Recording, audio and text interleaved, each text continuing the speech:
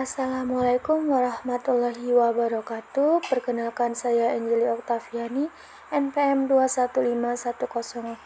21510201778 dari Prodi Perbankan Syariah kelas D, Fakultas Ekonomi dan Bisnis Islam.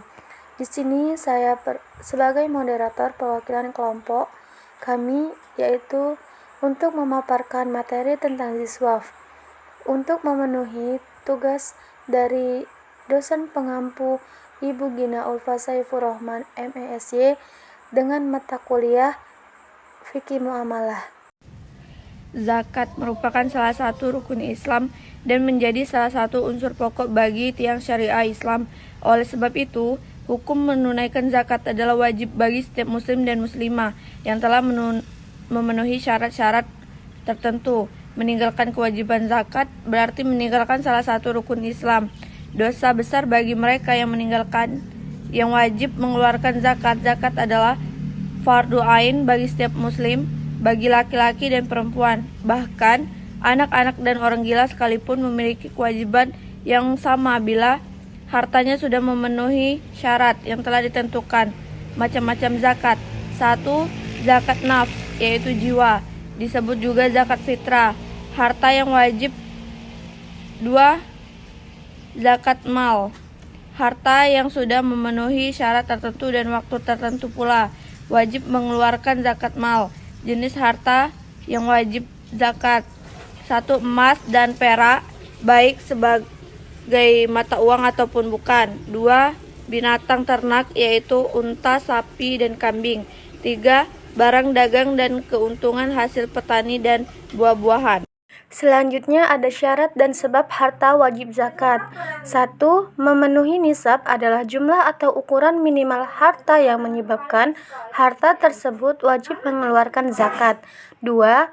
Telah mencapai haul, yaitu jika harta tersebut telah berlalu 1 tahun hijriah, kecuali untuk harta berupa hasil pertanian, di mana waktu wajib zakatnya adalah saat haul. Jadi syarat bagi harta yang sudah mencapai nisab untuk dikeluarkan zakatnya.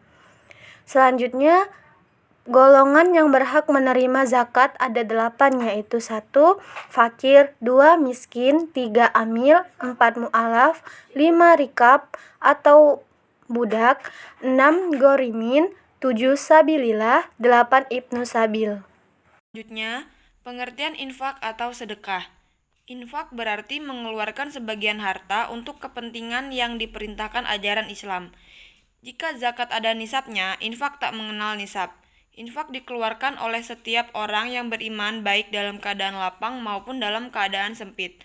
Infak boleh diberikan kepada siapapun, misalnya untuk kedua orang tua, anak yatim, dan sebagainya. Sedangkan sedekah, jika ditinjau dari segi terminologi syariat, pengertian sedekah sama dengan infak, termasuk juga ketentuan dan hukumnya. Hanya saja, sedekah memiliki arti luas, tak hanya menyangkut hal uang, namun juga yang bersifat non-material.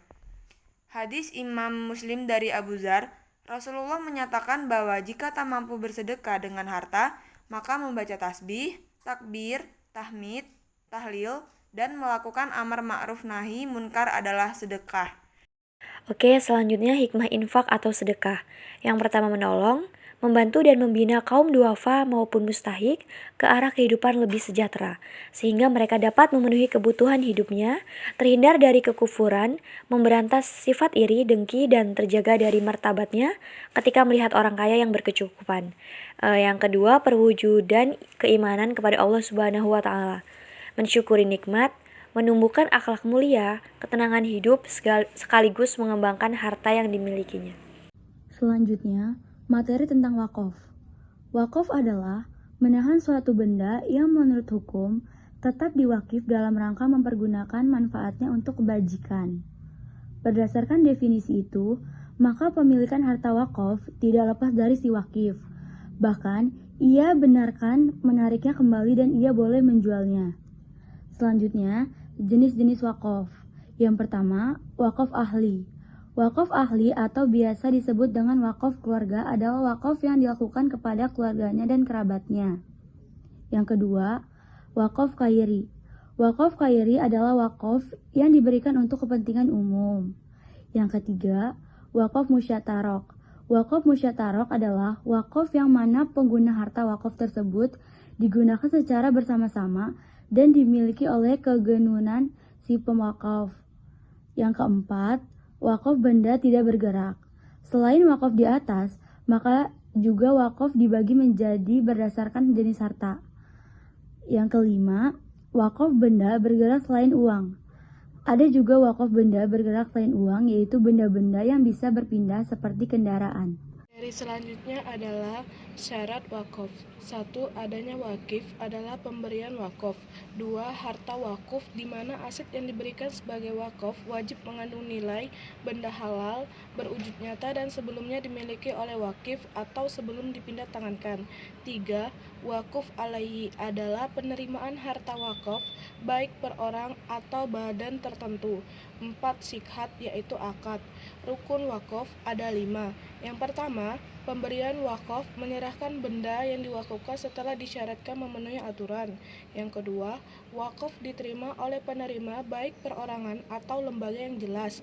Yang ketiga, harta yang diwakafkan berwujud nyata dan tersedia saat akad dilaksanakan. Yang keempat, wakaf mengisarkan akad secara jelas dan lengkap sesuai keinginan wakafnya. Yang kelima, harta wakaf mutlak menjadi milik masyarakat umum dan tidak dapat diklaim lagi sebagai milik pemberi wakaf. Oke, selanjutnya perbedaan ziswab dari sisi hukum. Wakaf, infak, dan sodako. Hukumnya sunnah, yang jumlah waktu dan penerimaannya tidak ditentukan, fleksibel. Sedangkan zakat, hukumnya wajib, yang jumlah nishab, waktu haul, dan penerimaan mustahik sudah ditentukan. Baiklah, sekian pemaparan materi tentang ziswaf dari kelompok kami. Lebih dan kurangnya kami mohon maaf, kepada Allah kami mohon ampun. Wabillahi taufiq wal hidayah. Wassalamualaikum warahmatullahi wabarakatuh.